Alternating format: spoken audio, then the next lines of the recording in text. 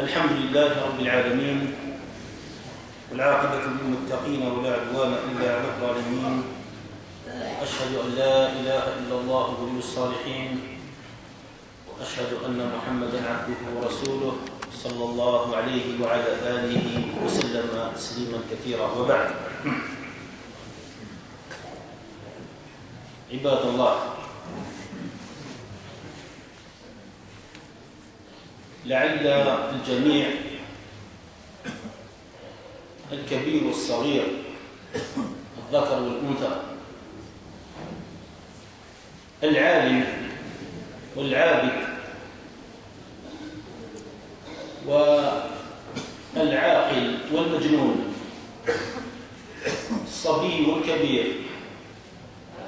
حتى الدواب، كلهم شهدوا ما حدث هذه الأيام في بلادنا، وبالخصوص في هذه البقعة، إذا زلزلت الأرض زلزالها. نسأل الله لنا ولكم العافية، نسأل الله الثبات على الدين وعاقبة المتقين، وأن نحشر في الصالحين، ونعوذ بالله من الخذلان، وأن نموت على معصية الله تعالى. جاء في الأثر أن عمر بن الخطاب رضي الله تعالى عنه، وبعد أن زلزلت الأرض بالمدينة، فصعد المنبر ثم قال في الناس: إنكم قد أحدثتم حدثا، فتوبوا إلى الله تعالى، وإلا سأخرج من المدينة. الله يتوب علينا. فعباد الله، إن ربنا سبحانه هو الرحمن وهو الرحيم، وهو الحنان المنان ذو الجلال والإكرام. وأمة محمد صلى الله عليه وسلم هي أمة كسائر الأمم، والأمم السابقة قال الله تعالى فيهم: تلك أمة قد خلت لها ما كسبت ولكم ما كسبتم ولا تسألون عما كانوا يعملون. فكل أمة إلا ولها أعمال، لها أعمال خير، ولها كذلك أعمال سوء. والعبرة في الأمم بما طغى وما كثر من أعمال الخير أو أعمال الشر. فذات مرة قالت أم سلمة لرسول الله صلى الله عليه وسلم، أو بالأحرى زينب بنت جحش رضي الله تعالى عنها أم المؤمنين، قالت للنبي عليه الصلاة والسلام: يا رسول الله، أنهلك وفينا الصالحون؟ أنهلك وفينا الصالحون؟ قال بلى إذا كثر الخبث. الله يعافينا وإياكم. قال بلى إذا كثر الخبث. فالله سبحانه وتعالى يعامل خلقه ويعامل الأقوام جميعا معاملة عدل ورحمة. وكلكم يسمع كل جمعة: إن الله يأمر بالعدل والإحسان وإيتاء ذي القربى. هذا الذي يأمر به الله عز وجل. إن الله يأمر بالعدل. سبحان الله، إن الله يأمر بالعدل. والله تعالى القادر على عباده بكن فيكون، ولو أراد أن يذهب بنا ويأتي بقوم آخرين لكان ذلك عند الله بلمح البصر أو أدنى من ذلك. كن فيكون. سبحانه وتعالى القادر على عباده ولا يظلم مثقال ذرة. قال في الحديث القدسي قال رسول الله صلى الله عليه وسلم فيما يرويه عن ربه: إني حرمت الظلم على نفسي وجعلته بينكم محرما فلا تظالموا. هذا القادر سبحانه لا يظلم مثقال ذرة. إن الله يأمر بالعدل زين والإحسان، والإحسان عباد الله فوق العدل. الإحسان شيء فوق العدل.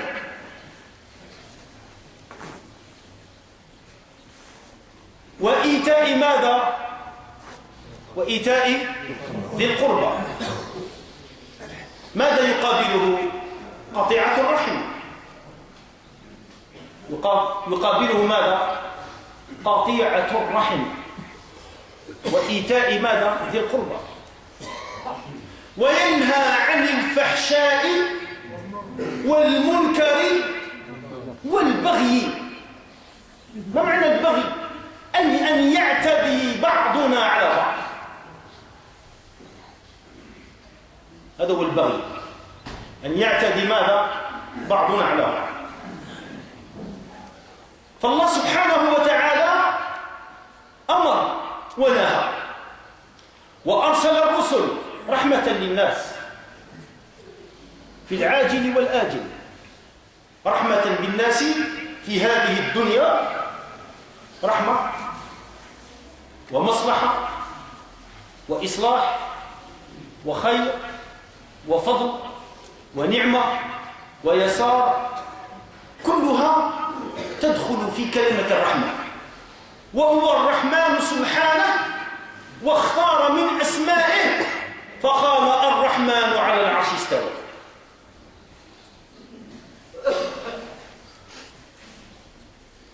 ثم إذا اتخذ الناس من دون الله تعالى أولياء واتبعوا سبلا غير سبيله وبدأوا في الاعوجاج ويبغونها عوجا، وبدأوا يبغي بعضهم على بعض ويقطع بعضهم بعضا ويفسد بعضهم ذات بعض. هذه الذات التي قال الله فيها اتقوا الله وأصلحوا ذات بينكم، قال عنها رسول الله صلى الله عليه وسلم إنها ماذا؟ إنها الحالقة. لا أقول تحلق الشعر وإنما تحلق الدين. الدين يروح يذهب كما يذهب ماذا؟ كما يذهب الشعر. إنسان يحلق الشعر تاعه بالموس فقد أذهب ماذا؟ شعره. فقال النبي صلى الله عليه وسلم فساد ذات البين اسمها ماذا؟ الحالقة. قال لا أقول تحلق الشعر وإنما ماذا؟ تحلق الدين.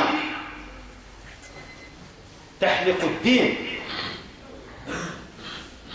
إذن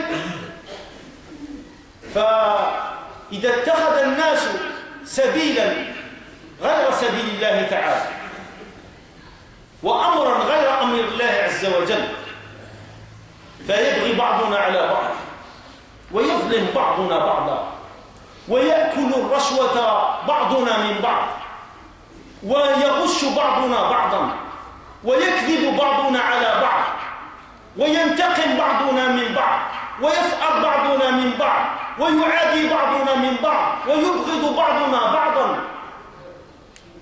ماذا يحدث؟ يرسل الله تعالى بعد هذا الفساد الذي ظهر في البر والبحر بما كسبت أيدي الناس، يرسل الله تعالى وهو الرحمن ماذا؟ يرسل آيات. هذا من رحمته، لأن الله تعالى حليم يمهل ولا يهمل. يمهل، فماذا يفعل لنا؟ نحن الذين وأن محمدا رسول الله، تقول لا إله إلا الله ثم تبتغي من دونه أولياء، وتقول رسول الله ثم تتبع غيره صلى الله عليه وسلم. ماذا يحدث؟ فيبعث الله تعالى من الآيات وما يعلم جنود ربك إلا هو، فيرسل الآيات قال عنها وما نرسل بالآيات إلا تخويفا. إلى ماذا؟ تخويفا.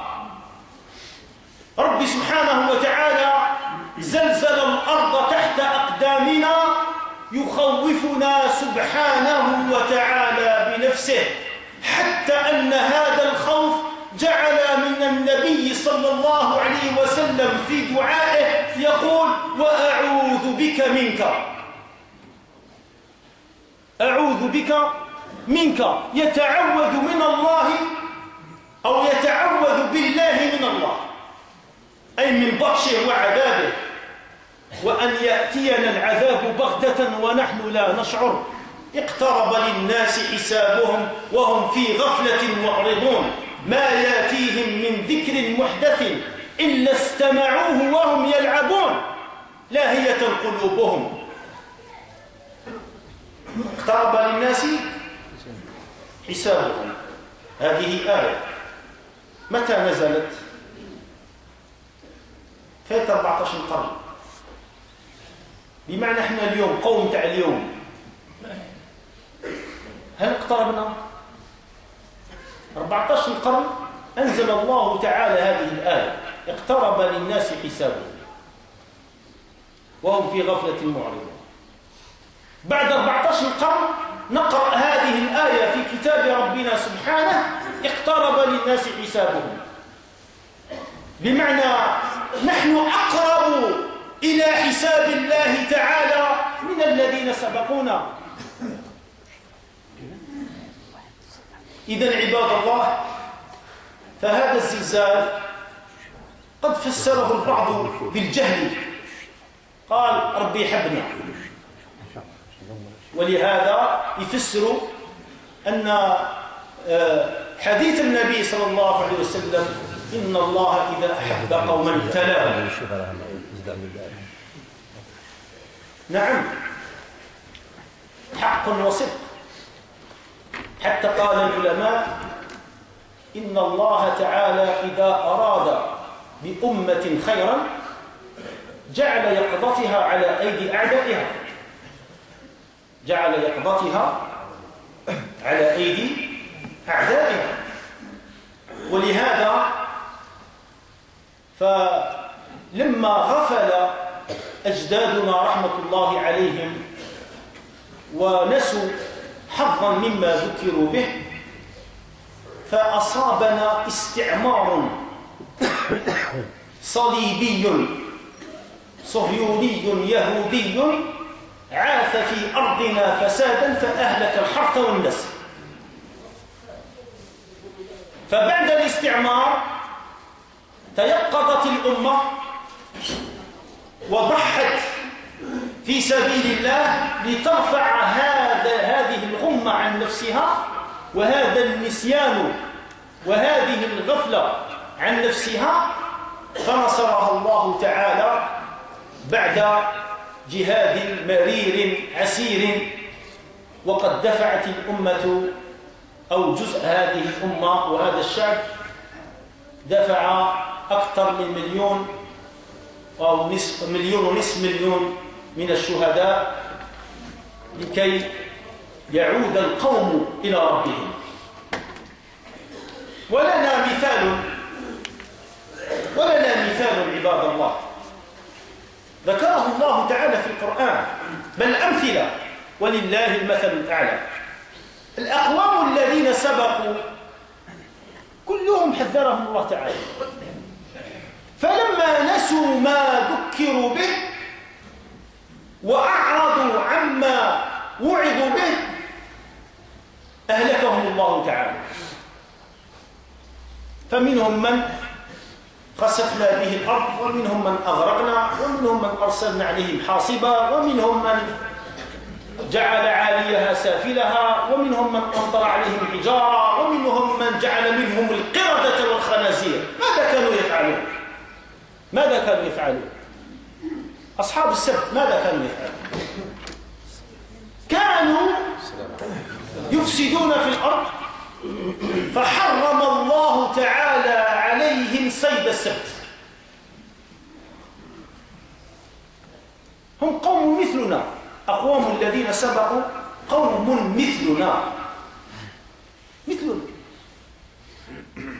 بشر، والبشر كلهم لآدم وآدم من تراب، ولا توجد خصوصية لأمة محمد صلى الله عليه وسلم كما قال العلماء. لا يعني أنك من أمة محمد صلى الله عليه وسلم معنى هذا أنك قد نجوت بالضرورة. قال صلى الله عليه وسلم: من أبطأ به عمله، من أبطأ به ماذا؟ عمله، لم يسرع به نسبه، ولو كنت حفيد رسول الله صلى الله عليه وسلم. صلوا على رسول الله. بمعنى إذا كنت حفيدا لرسول الله صلى الله عليه وسلم ولا تعمل صالحا فإن هذا النسب لا ينفعك. قال رسول الله صلى الله عليه وسلم ذات مرة لفاطمة: وما أدراكم ما فاطمة سيدة نساء الجنة، بالوحي بالغيب، سيدة نساء الجنة. هل نفعها هذا الخبر؟ هل نفعها خبر رسول الله صلى الله عليه وسلم بغيب أنها سيدة نساء الجنة؟ ما نفعهاش. لماذا؟ لأن الرسول صلى الله عليه وسلم نفسه قال لها: يا فاطمة اعملي فإني لا أغني عنك من الله شيئا. فهمنا هذه؟ فاطمة رضي الله تعالى عنها بنت رسول الله صلى الله عليه وسلم، وأمها من؟ خديجة، من أكمل نساء العالمين، وكمل من الرجال كثير ولم يكمل من النساء إلا 4، وذكر خديجة رضي الله تعالى عنها. ويخبرها رسول الله صلى الله عليه وسلم أنها ماذا؟ أنها سيدة نساء الجنة. هل اكتفت؟ قالت: أنا سيدة نساء الجنة، ثم جعلت اليمنى على اليسرى واتكلت. أبدا، بل كانت رضي الله تعالى عنها حتى من شدة ما كانت تجد من مشقة خدمة علي رضي الله تعالى عنه، فاشتكت إلى النبي صلى الله عليه وسلم هي وعلي هذه المشقة، حتى اهترأت يدها من الرحى تطحن الحب. اشتكت هذه فاطمة، وما سرح لهاش النبي عليه الصلاة والسلام. قالت: أريد خادما يا رسول الله. خادم هنا في اللغة العربية الخادم ماشي معناتها رجل، لأن هم العرب يقولوا خادم لأن الحديث جاء هكذا. قالت سألت النبي صلى الله عليه وسلم خادما. الخادم في اللغة العربية ما عندوش التأنيث، ما نقولوش مرأة. احنا العربية ضعفت وكذا نقولوا خادمة. فالعربية الصحيحة لا يوجد خادمة، نقول امرأة خادم، فاعل الخدمة. إذا سألت خادما رضي الله تعالى عنها، أي امرأة تعينها، هذا المعنى. فما رخص لها رسول الله صلى الله عليه وسلم. إذن فمن أبطأ به عمله لم يسرع به نسبه. ولهذا فإذا عصينا الله تعالى كما حدث لقوم أو لأهل السبت أو أصحاب السبت، فكانوا في سعة، لأن الأصل عباد الله، الأصل أن الله تعالى، الأصل لما خلقنا رحمنا، أصل خلق الإنسان مرحوما، وهذه الرحمة يراها الإنسان، أن الله تعالى أنزل لنا الماء وأخرج لنا الكلى وسخر لنا الدواء ورزقنا من النعم التي لا تعد ولا تحصى. هذا الأصل الرحمة. فإذا أطاع الناس نسوا ربهم وشكروا نعمه زادهم. يزيد ولا ما يزيدش؟ يزيد. ولئن شكرتم لأزيدنكم. أما إذا عصوا ربهم فالمرحلة الأولى فإن الله تعالى يمنعهم بعض النعم. أصحاب السبت حرم الله عليهم بما كسبت أيديهم ماذا؟ حرم عليهم صيد السبت. لماذا السبت؟ لأن يوم السبت كان يوم نعمة. الحيتان تأتي بكثرة كما اليوم في موريتانيا عندهم التيارات الهوائية والتيارات البحرية تجعل الحيتان في البحر تتجمع في منطقة موريتانيا في الأطلسي، حتى الروس يأتون ببواخرهم ويكترون بقعة في البحر الذي تطل عليه موريتانيا ويصطادون السمك هناك. نعمة هل شكرناها؟ فأصحاب السبت لم يشكروا. ماذا فعل الله به بعد المرحلة الأولى؟ فخسفهم الله تعالى وجعل فيهم مسخا قردة وخنازير عبرة لمن جاء بعدهم. إذن فعباد الله الفائدة التي نجنيها ليس من هذه الموعظة الكلامية، وإنما التي نجنيها من الموعظة الربانية في هذا الزلزال الذي حرك الأعمدة تحت الأرض وحرك الأرض تحت أرجلنا، نسأل الله العافية. وكان من دعائه صلى الله عليه وسلم وأعوذ بك أن أغتال من تحتي. الله يعافينا يا عباد الله، فإنه لا يأمن مكر الله إلا القوم الكافرون. ولهذا فالرجوع عباد الله، الرجوع إلى طاعة الله، وجماع ذلك كله، جماع الكلام كله هو أن نتقي الله عز وجل ونصلح ذات بيننا ونترك قطيعة الرحم ونجمع الكلمة، لأن الأمة راهي مفرقة. من آسيا، أقصى آسيا، من أندونيسيا والفلبين، وروح جاي آسيا والهند وباكستان، وروح جاي أفغانستان، وروح إلى الدول العربية، اليمن، سوريا، لبنان، إلى غير ذلك من البلاد، وارجع إلى المغرب، إلى هنا، إلى المغرب الأقصى، إلى الأمة مشتتة. ذلك لأنها حادت عن سبيل ربها سبحانه وتعالى، وكثرت فينا الذنوب والمعاصي. حتى أخبركم بالطامة الكبرى، هذا الأسبوع مجموعة من الخبثاء والملعونين المثليين يتجمعون، شرذمة منهم في البريد المركزي يطالبون بحقهم بالاعتراف القانوني. حسبنا الله ونعم الوكيل. لكن ما فهمتوش ما معنى المثليين. المثليين قوم لوط عليهم لعنة الله، تجمعوا في المركزية. نعم، شرذمة تجمعت هذا الأسبوع بالبريد المركزي بالعاصمة يطالبون بالاعتراف القانوني.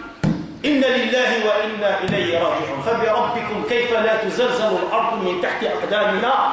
ونختم بقوله صلى الله عليه وسلم لزينب رضي الله تعالى عنها: أنهلك وفينا الصالحون؟ قال: نعم، إذا كثر الخبث. الله يتوب علينا. فقبل أن نترك الكلمة إلى شيخنا وإمامنا، فهذه أخت لنا تبرعت ب4000 دينار وتطلب الدعاء لوالدتها بالهداية. نعم، لولدها. نعم، تدعو الهداية لولدها. فنقول لها كما قال إبراهيم عليه السلام: رب اجعلني مقيم الصلاة ومن ذريتي ربنا وتقبل دعاء. كذلك أخت تطلب الدعاء لها بالخير، وأن وأن يجمع الله شمل عائلتها، فاللهم اجمع شملهم وردهم إلى ذويهم يا رب العالمين. كذلك أخ لنا تبرع ب2000 دينار، كذلك يطلب الدعاء لوالديه بالرحمة، اللهم ارحمهما يا رب العالمين. وكذلك أخ آخر تبرع ب1000 دينار ويطلب الدعاء لولده الرضيع بالشفاء، اللهم اشفيه وعافيه واجعله يا رب العالمين ينشأ نشأة صالحة وأن يبر والديه يا رب العالمين. كذلك ملاحظة هذه من إمام المسجد، أن تساهموا في شراء المدفأة لمسجدكم هذا، فلا تبخلوا على أنفسكم بتنوير قبوركم. كذلك إمام مسجدكم هذا ينظم بالتنسيق مع لجنة المسجد أمسية قرآنية اليوم بعد صلاة المغرب، يحضرها إن شاء الله تعالى الشيخ رياض الجزائري المقرئ المعروف، والشيخ عبد الحكيم بن عزوقي كذلك، وإمامنا كذلك يحضر هذه الأمسية، والشيخ من هذا؟ موسى عزوني، والشيخ موسى عزوني كذلك إمام وخطيب مسجد الفرقان بالشبلي اليوم بعد صلاة المغرب، فكونوا إن شاء الله تعالى في الموعد وسودوا مسجدكم هذا بحضوركم. نسأل الله أن يتقبل منا وأن يغفر لنا ويرحمنا ويهدينا إلى سواء السبيل. سبحانك اللهم وبحمدك، أشهد أن لا إله إلا أنت، أستغفرك وأتوب إليك.